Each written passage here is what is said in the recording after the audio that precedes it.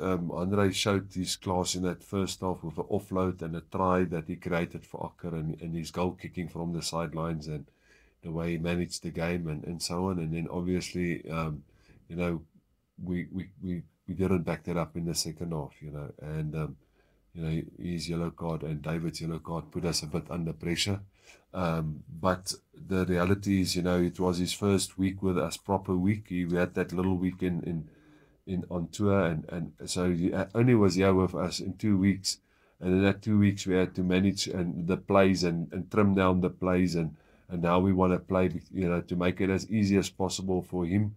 And so I think the more time he's spending with the players and with the coaches, the more he's going to, settle in and start driving the team.